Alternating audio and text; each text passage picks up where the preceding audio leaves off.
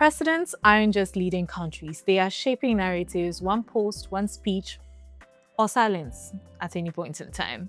Hi, my name is Ribeiro, and you're watching Civic Signal, a show in which we discuss leadership, governance, and how that impacts us as citizens across the continent. We try to track how leadership, governance, and comms intersect to shape civic life. And today, we're taking lessons from presidents and how those have shaped public perception. Let's go into it. So starting at number 1 is Paul Kagame from Rwanda. And his takeaway is he delivers national dialogue council addresses, which are broadcast live with digital recaps and state dashboards that show measurable progress on targets. That's a good way of engaging your audience. That data-driven storytelling instantly creates credibility. It makes people connect with you. So if you move from just putting out speeches to showing us progress metrics and pushing them out in citizen-friendly formats, you find that your audience will feel like he's serious, he's taking us seriously, he's working at it.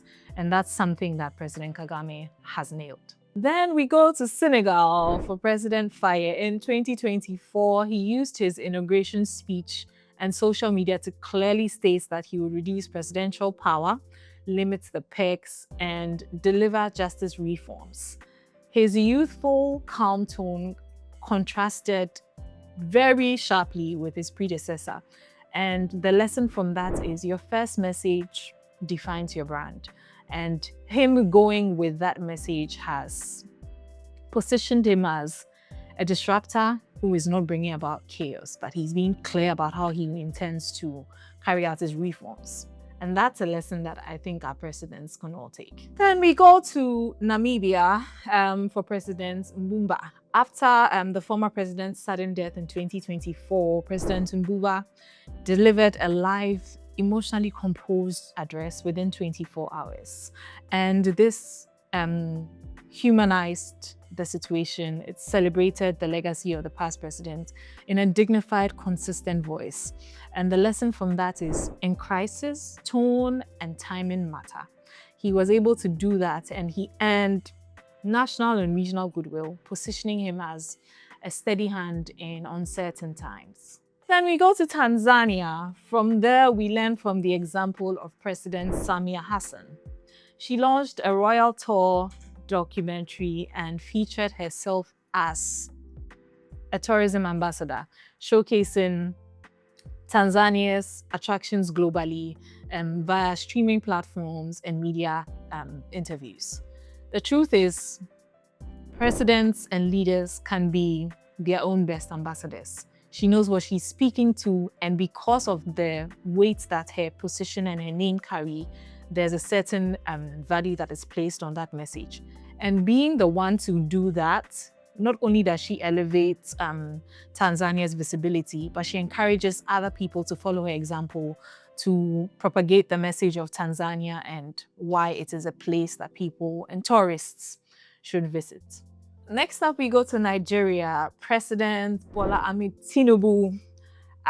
For him, I have 2 examples actually. The pitfall of poor crisis comms. After removing fuel subsidies in 2023, President Tinubu failed to pair the policy announcement with an empathetic or explanatory communication strategy. And the backlash on social media was swift and unrelenting, of course, because that's Nigeria. And the lesson from here is policy without narrative is always a vacuum. If we can't figure out how to sway ourselves in the policy rolled out, it doesn't matter how well-intended it will be, there will always be a gap, and that will chip away at your credibility and your goodwill with the people. Another example would be how he handled the Benue massacres in Nigeria. The delay in response and the lack of a consistent plan on how to resolve the situation, to bring calm and to show that the nation was in control, was also something that cost him some backlash and made him lose even more goodwill which is something we can all learn from. When there's a crisis, as often as possible, be swift in the response, be empathetic, and that always earns you a little more goodwill, especially in a turbulent time. So at number 6, we go to South Africa, to President Cyril Ramaphosa. He leveraged the SONA address for narrative control. In 2023, he used metaphors like we're fixing the roof while the storm is still raging, and it came with sleek quote cards and live digital discussions. The lesson here is own the narrative, shape the frame, own the platform.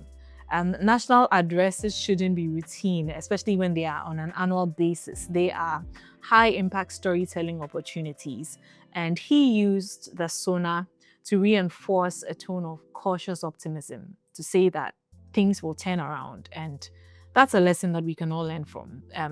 These public situations should never be seen as just a checkbox situation, but they should be seen as opportunities to reshape the narrative.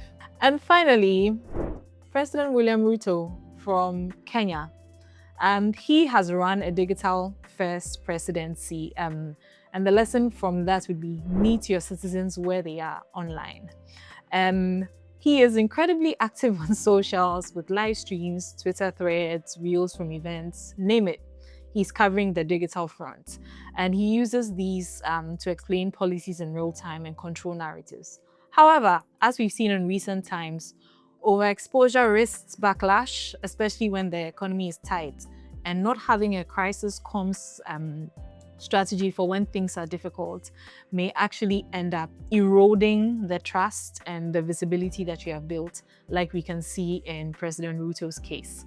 So the key thing to note is communication, while we encourage it, it must match action.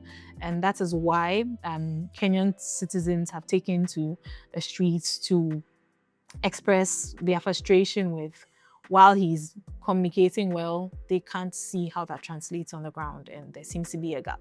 I'll end this by doing a recap of 3 key lessons for leaders and citizens. 1, your first message matters, whether it's a speech, crisis response, campaign post. It sets the tone for what your citizens come to expect from you.